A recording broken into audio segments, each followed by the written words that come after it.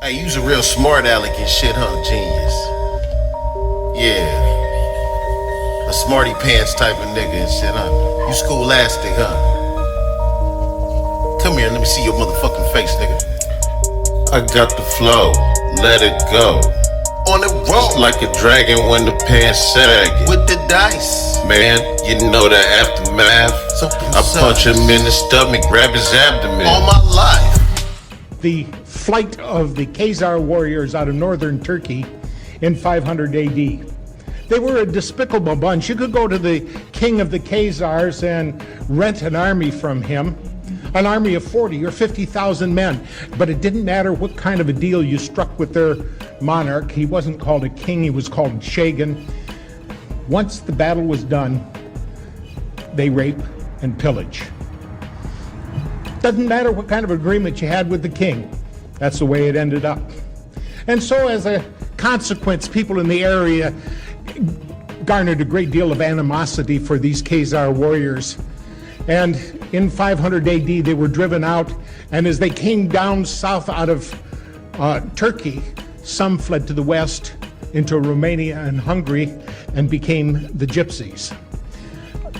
The rest followed their monarch, the Shagan, up into the steppes of Russia and north of there to the Caucasus Mountains. And as they settled in there, they quite easily enslaved the relatively peaceful agrarian Slavic folks that were indigenous to the area. Then they came under pressure to take sides in a growing contention around them. Coming down from the north was Eastern Orthodox Christianity, and coming up from the south was Islam. And they knew that if they succumbed to pressure from either of those to join their organization and embrace their philosophy, it would surely offend the other. And so what they did was a politically expedient maneuver. He called in all the religious leaders of the area, and he got their input, and after the input, he announced, for me and my people, we're talking about 20 million people and about 4,000 nobility, for me and my people, we choose to become Jews. Now, this was not a heartfelt conversion. This was not something that was deep in their breast that they felt they needed to make a conversion because they thought that was the proper way to serve the Creator. This was something that was done as a political expediency.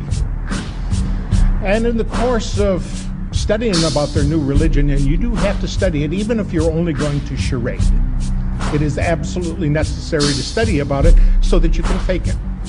And in the course of doing so, they came across a character with whom they could truly identify.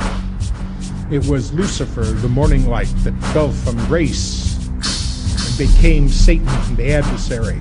And they formed an inner circle within Judaism dedicated to the forces of evil. Let's define terms. What is a Jew? If you look back in your Old Testament, your Bible, there was 12 Hebrew tribes. The 10 northern tribes are called the House of Israel. The 2 southern tribes were called Benjamin and Judah. More properly pronounced Judah, because we didn't get the harder sound to the J until about 200 years ago. So this is what I would call real Jews, people from the tribe of Judah. And when we start talking about the New World Order, we are not talking about these people at all. We're talking about these Khazar warriors that only pretended to embrace Judaism.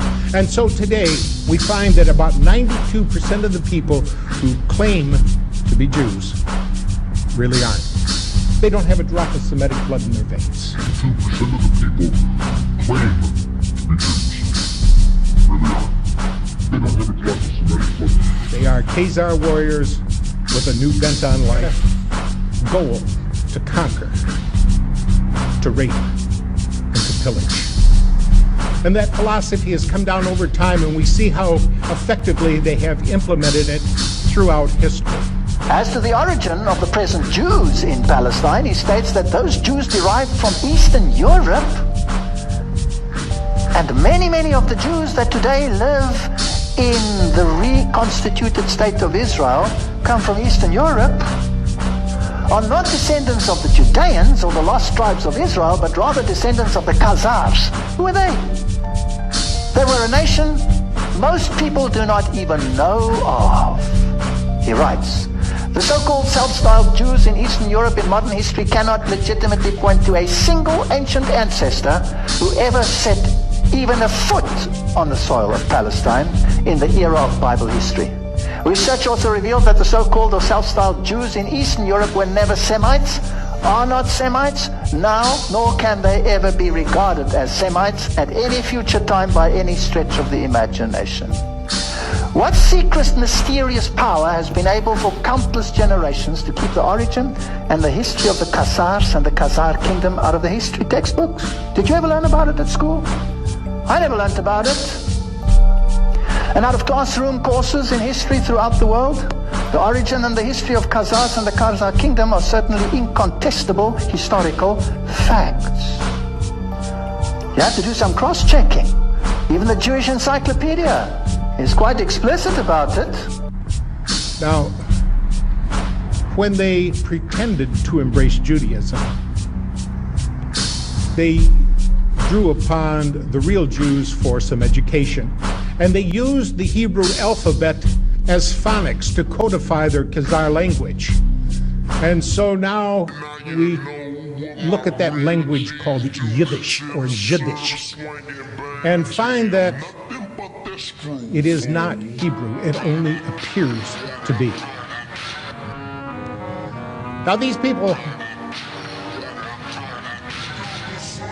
have run into some trouble over time. In 965 AD, they were overrun by the Varganians, which was Swedish-ruled Slavic people. Varganian is the Russian word for Vikings. And they were militarily defeated, which curbed their expansionist philosophy for some time.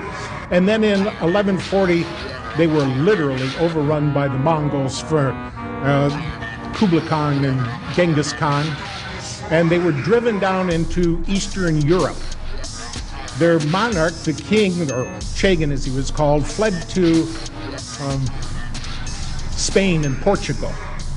Now, because these folks were a darker skinned people with black hair and brown eyes, it was easier for them to fit in with the folks of Spain and Portugal and Italy and Sicily than they could other places where they stood out and looked markedly different.